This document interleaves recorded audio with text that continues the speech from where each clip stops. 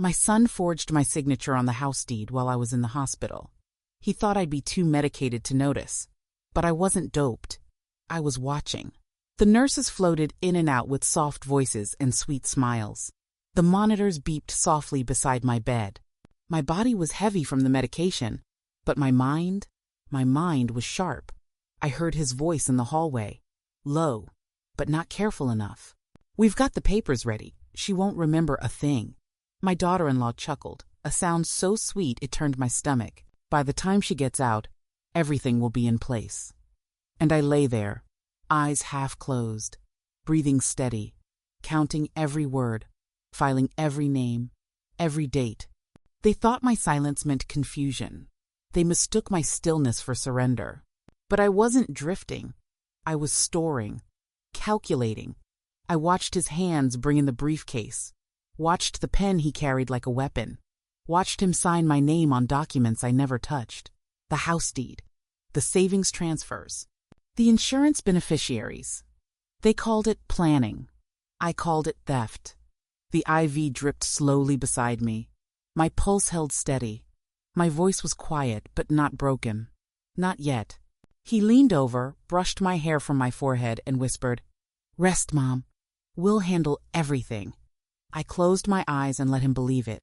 Let him believe I was slipping away. But I wasn't slipping. I was sharpening.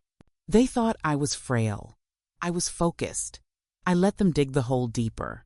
And while they smiled, while they signed, while they whispered about their new future, I lay there, writing the ending they hadn't planned for. The house wasn't big, but it was full of noise, full of hope, full of tiny dreams stacked carefully on top of each other. I built it from scraps, leftovers. 100 small sacrifices stitched together, like the patchwork quilts I used to sew at night after they went to bed. The carpet was worn thin, the kitchen small, but the table was always set, always warm, always enough, because I made sure of it. I worked. I cleaned. I fed them before I fed myself. Mornings began before dawn, before the birds sang, before the sun stretched its arms across the horizon. I would slip out of bed quietly, careful not to wake them, and head to the diner for my first shift, smiling at customers who never learned my name, pouring coffee into chipped mugs, wiping down tables sticky with syrup. When my apron came off, my hands stayed busy folding laundry for neighbors, ironing shirts that weren't mine, sweeping other people's porches. I worked. I cleaned. I fed them before I fed myself. When their father left, the work doubled. But I didn't cry in front of them. I couldn't afford tears. Tears don't pay tuition. I stitched their clothes at the kitchen table under the yellow glow of a thrift store lamp. I boiled bones into broth, stretched leftovers into full meals, and clipped coupons until my fingers ached. They didn't see the skip dinners, the shoes mended with glue instead of replaced. They saw full plates, full backpacks, a mother who always had enough, even when I didn't. I worked. I cleaned. I fed them before I fed myself. They grew quickly, as children do, taller than me before I knew it. The bills grew too. School books, activity fees, sports uniforms. My son needed braces. My daughter wanted dance lessons. And I said yes, every time. I sold the wedding band I hadn't worn since their father walked out, pawned the last piece of gold I owned to pay for my son's first semester of college. I worked. I cleaned. I fed them before I fed myself. There were no vacations, no weekends away. My dreams folded themselves into theirs. My ambition became their comfort. While I scrubbed office buildings at night, they studied under lamps I paid for. While my back ached scrubbing floors, they sat in classrooms I couldn't afford but refused to let them miss. Weddings came. My son in a rented tuxedo, beaming like the little boy I used to carry on my hip. My daughter in a borrowed veil, tears in her eyes as I straightened her dress. I stood behind them, hands folded, smiling, always smiling. They married into better lives, larger homes, softer worlds. The visits grew fewer after that. The phone calls became brief. "We're busy, Mom. Work's hectic. The kids are wild. You understand." And I did. I always understood. Birthdays passed. Holidays faded. The house grew quieter. I kept baking pies for empty chairs. The only voices left were the ones on the radio, and the occasional knock from a well-meaning neighbor. But I told myself this was what I wanted. That independence was the reward. That I had given them freedom to build lives of their own. That was the goal. That was the gift. And then my husband died. And after the funeral, they stopped coming entirely. Until I fell. Until my head hit the cold tile and the world spun for a moment. Until I became something fragile in their eyes. An opportunity. That's when they returned, not with open arms, but with briefcases. Not with hugs, but with documents. They didn't see the woman who raised them anymore. They saw paperwork, assets, property. I worked. I cleaned. I fed them before I fed myself. I whispered it to myself at night while they plotted, while they smiled, while they forged my name. They had my tenderness. They had my youth. They had my silence. And now they have my distance. The change was slow, subtle. Like fog rolling in over still water, you don't notice how thick it's grown until you're lost in it. At first, it was small things. Birthdays, they forgot. Anniversaries, they missed. We meant to call Mom. Work's been crazy. You know how it is. I smiled. Of course I knew. I always knew. I told myself it was life, that they were busy raising their own children, chasing careers I worked so hard to give them the freedom to pursue. But little cracks began to show, cracks I tried so hard not to see. The phone calls grew shorter, more rushed. The warmth in their voices dulled into obligation. My son started asking quiet questions that made my chest tighten. "You still remember your passwords, right, Mom?" I'd laugh it off, forcing my voice steady. "Of course I do, dear." My mind's still sharper than my knees.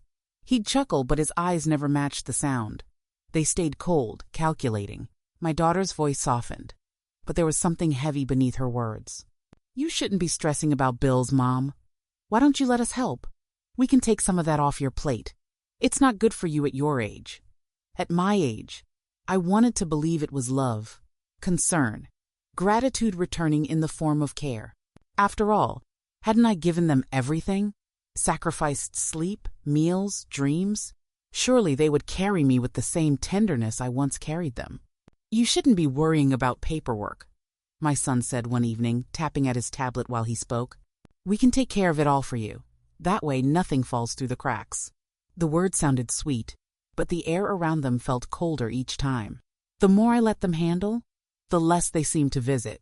The more I agreed to their help, the more distant they grew. It wasn't long before they stopped asking and started informing. "We moved some accounts around, Mom. It'll simplify things for you. We went ahead and talked to a lawyer about updating your will just to make sure everything's handled. Don't worry about the house papers anymore. We've got all that stored digitally. Stored, handled, managed." I smiled. I nodded.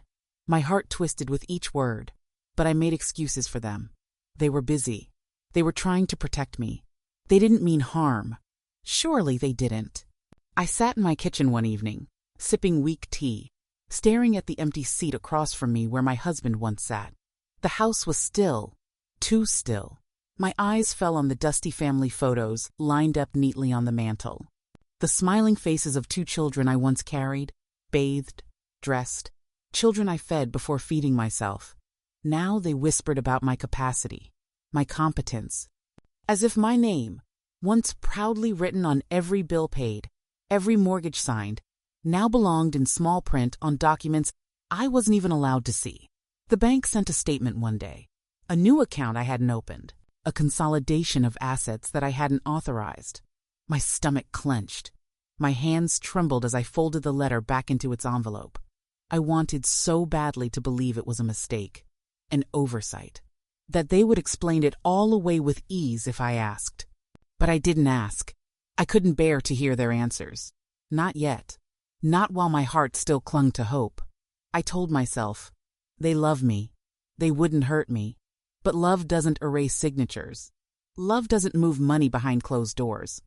Love doesn't shrink visits to texts and emails. I whispered it into the quiet one night, my voice barely louder than breath. I didn't want to believe it. And even as the words left my lips, I knew belief was no longer a choice. It was a truth pressing itself into my chest. They were not protecting me. They were preparing for my absence. While I was still here, still breathing, still capable. The fog was gone now. The cold, sharp air was clear. They called it a wellness check. That's how it started. My daughter called the doctor, whispered concerns of confusion, forgetfulness, frailty. "We're just worried about her being alone," she said. My son called the social worker. "She needs to be somewhere safe." They all nodded in agreement while standing in my kitchen. The kitchen I scrubbed clean for decades. The kitchen they now treated like it was already theirs. They arrived together that morning, wearing soft smiles and gentle voices, like armor. "It's just for your safety, Mom. Temporary, of course. You'll feel so much better once you don't have to worry." I wasn't even allowed to pack my own bags. Every paper trail they left behind became a root growing strong beneath the surface. And like any good gardener knows, sometimes you must sit still, silent, and patient, while the strongest things grow quietly underground. The storm was building, but I let them believe it was all calm. They smiled as they stole. I smiled as I wrote. They thought they had sealed my fate with paperwork I never touched. But I held the pen now, and soon the garden I planted would rise. It started with one phone call. Just one. Short, calm, and deliberate. I had waited long enough, gathered enough, written enough. The storm I planted had grown tall and steady. And now it was time to harvest. I called Mr. Whitaker. He answered like he always did, steady, polite, never rushed. "Ruth," he said softly, "I was wondering when you'd reach out." I met him in a private room at the facility. No children hovering behind me. No staff listening. Just the two of us. And the notebook I placed gently into his hands. He flipped through the pages slowly, eyes scanning my careful handwriting. Dates, transactions, forged signatures, witnesses, he muttered. His brow furrowed as he reached the final pages. They were thorough, but not as thorough as you. I smiled. They thought I was lost, but I was busy. Within a week, legal motions were filed. Swift, silent, and precise. No family meetings, no warnings. Just cold, clean law. My children were served notices. Investigations began. Subpoenas landed at banks, title offices, insurance companies. Suddenly, the paper trail they thought was safely buried surfaced under the bright light of legal authority. The investigators came next. They reviewed every financial movement, every unauthorized transfer, every forged signature. Handwriting experts analyzed the documents my son had signed with my name while I lay drugged in that hospital bed. They didn't just find forgery, they found intent. But my children clung to one last defense, the one they had been rehearsing quietly behind my back. "She's not well," my son insisted. "She's confused, Your Honor. She's been slipping for years. We were protecting her." And so the court ordered a competency evaluation. I sat across from the specialist clipboard in her lap, pen ready, and answered every question. Slow and clear. My birth date, my full name, my late husband's social security number, my children's birthdays, the dates of the property sales they never thought I saw, the exact bank balances before they moved the funds, the name of the notary who signed forms while I was unconscious. The doctor lowered her pen after an hour and smiled. "You're not just capable, Mrs. Harrison. You're prepared." The courtroom was cold the day of the hearing. My children sat stiffly at the defendant's table, their faces pale. My son avoided my eyes. My daughter-in-law gripped his arm like it was the only thing keeping her upright. The judge reviewed every document, every forged signature, every unauthorized sale, every transfer done without consent. When asked if I wanted to speak, I moved my wheelchair forward, calm and steady. The microphone hummed softly as I adjusted it. "They thought I couldn't speak, Your Honor," I said, "so I let the will talk instead." My voice didn't shake. My words didn't rush. I saw the judge nod slowly. The weight of my quiet truth filled the room heavier than any scream could have. The ruling was swift. All power of attorney revoked. Every account returned. The property sales reversed. Legal control restored entirely to me. My assets locked tightly away under new protections. They could never reach again. Court costs and damages awarded in my favor. And when the proceedings ended, I did something unexpected. I stood. Slowly, carefully, but without assistance. My feet firm on the ground, my back tall. My cane tapped softly against the courtroom floor as I took step after step forward toward the exit. Toward freedom. Toward myself.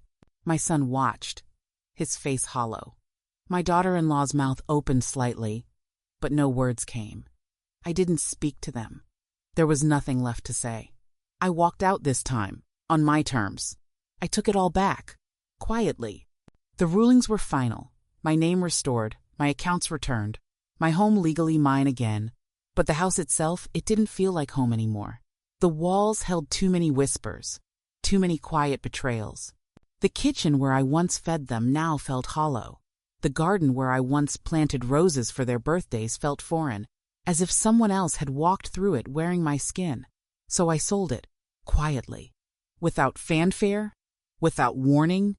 I signed the papers with my own steady hand, watched the new owners, a young family, full of hope and gratitude, walk through the doorway that once held my years. They saw a home, not a target, and that was enough for me. The money from the sale went exactly where it belonged, into accounts they couldn't touch. Accounts locked behind legal walls they would never breach again. I met with my lawyer, reviewed every single account, and shut every door they had once pried open. The trust funds were restructured, the beneficiaries erased, the banks informed, the loopholes closed, their imagined inheritance dismantled. They started to panic. The phone rang often at first, my son's voice shifting between forced kindness and quiet desperation. "Mom, we need to talk. There's been some misunderstanding. We're still family." My daughter-in-law sent carefully worded emails. "We never intended to hurt you. We thought we were protecting you. Surely you can see that now." I didn't reply. They mailed letters. Long, carefully written apologies, filled with rehearsed phrases about love, misunderstanding, and regret. The envelopes stacked on my kitchen counter, unopened, unneeded. I shredded each one, slowly, like pruning dead branches from a strong tree. Then, one evening, they came to my door. Unannounced. My son stood on the porch, his face pale, his eyes wide like a child lost in a store aisle. My daughter-in-law stood behind him, holding his arm. She smiled too brightly, as though rehearsing for a play no longer being staged. "Mom," he started softly, "please. We've made mistakes, but we're your children. We can fix this. We just want to make things right." I stood behind the locked door, watching them through the small glass pane. Calm, steady, quiet. They came knocking. I turned off the porch light. The darkness wrapped around them as they stood there, hoping for a door that would never open again. I wasn't cruel. I was finished. Their scramble filled the silence where my peace now lived. I didn't yell.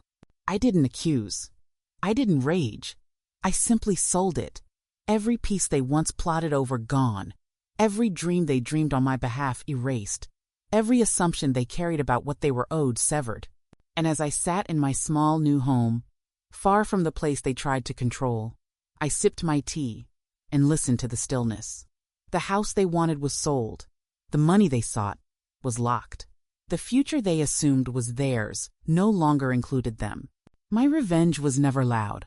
It was clean, and it was mine. The flowers arrived first. Bright, expensive arrangements sent by courier.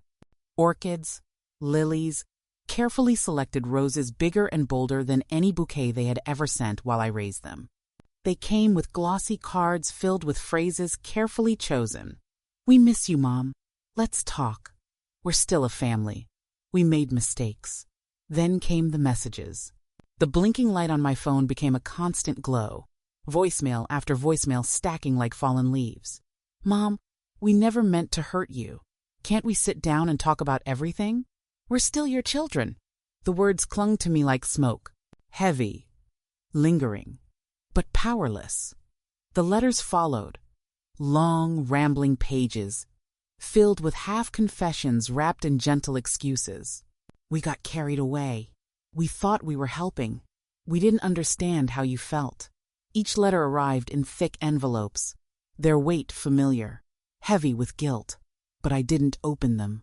I stacked them on the side table near my chair, like unread stories I already knew the ending to.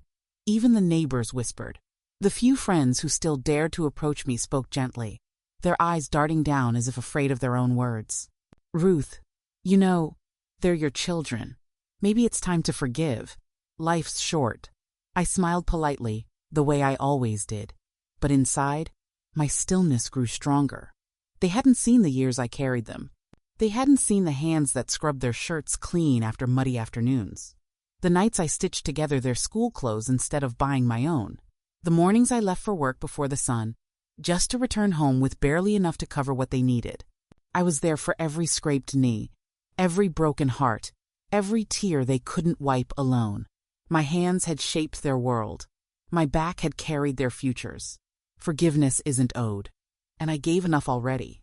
I had forgiven their distance for years.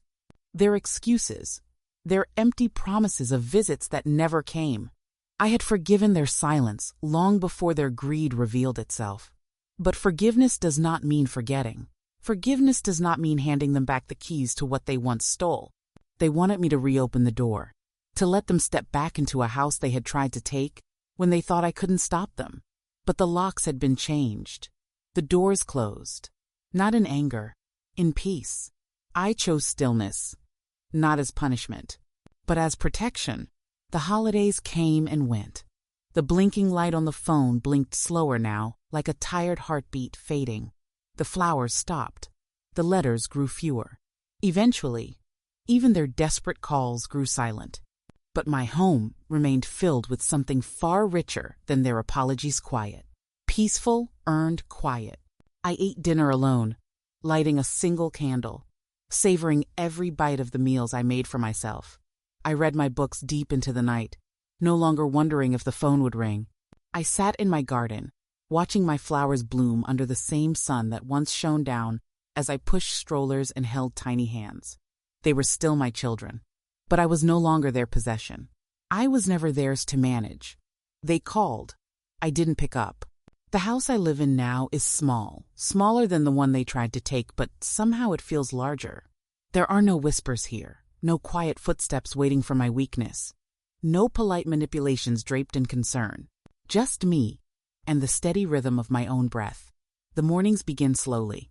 I open the curtains and let the sunlight wash through the windows, soft and warm. My plants sit in their clay pots, waiting patiently for my hand. I water them gently, humming songs I once sang to my children when they were small and trusted me with everything. The garden has grown beautifully. Roses, violets, lavender. A place that belongs only to me now.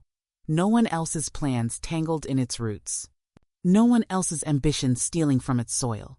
Every bloom feels like a quiet victory. No flowers came, so I bought my own. I sit at my kitchen table every afternoon, reading novels I never had time to open when they were young. Books with worlds that have nothing to do with my past, nothing to do with courtrooms or betrayals. Just stories, meant for no one but me. The bills arrive like they always did, crisp envelopes with numbers neatly printed inside.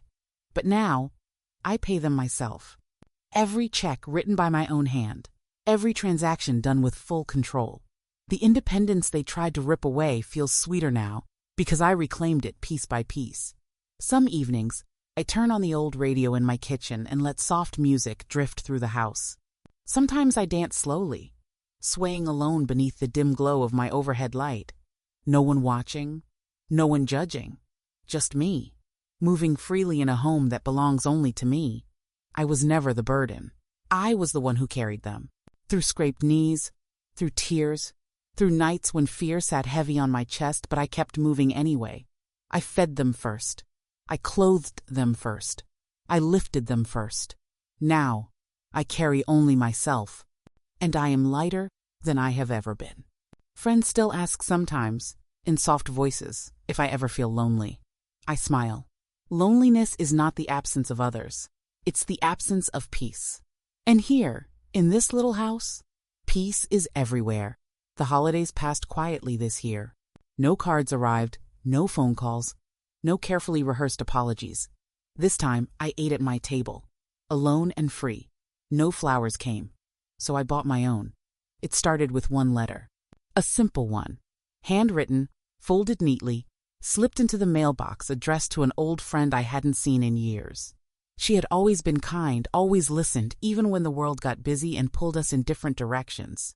In that letter, for the first time, I wrote the truth of what had happened. Not the softened version, not the polite version for neighbors' ears, but my full story. I didn't expect much. Perhaps a reply, a few kind words. But what came back was far more. Her letter arrived a week later, carefully written, trembling handwriting. She told me her story, different names, different faces, but the same betrayal. Quiet, slow theft wrapped in concern. Forged papers. Manipulations disguised as love. And with that one reply, something opened. She passed my letter along to another woman she knew, and that woman wrote me too. Then another, and another. Soon, my little mailbox filled with envelopes, some nearby, some from counties I'd never even visited. The handwriting was always careful, the words always steady, but laced with a quiet fire. There were more of us than I'd ever imagined.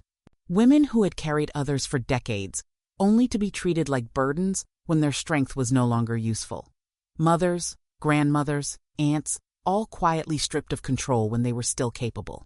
All made to believe that love required silence. The letters became phone calls. The phone calls became emails. The emails turned into small coffee groups, quiet gatherings in church basements, community rooms, library corners. No protests, no shouting, just women passing wisdom hand to hand. We shared everything. How to secure accounts before anyone else tried, how to protect signatures, how to write wills with clear, legal precision, how to ask the right questions when someone says, "Let us help, Mom." We weren't bitter. We were awake. We weren't loud. We were steady. For years, they called us vulnerable, fragile, easy to confuse. But we were never fragile. We were simply tired from giving, from carrying, from holding up generations that quietly stepped over us when they believed we couldn't rise again. But here we were, writing, sharing, growing.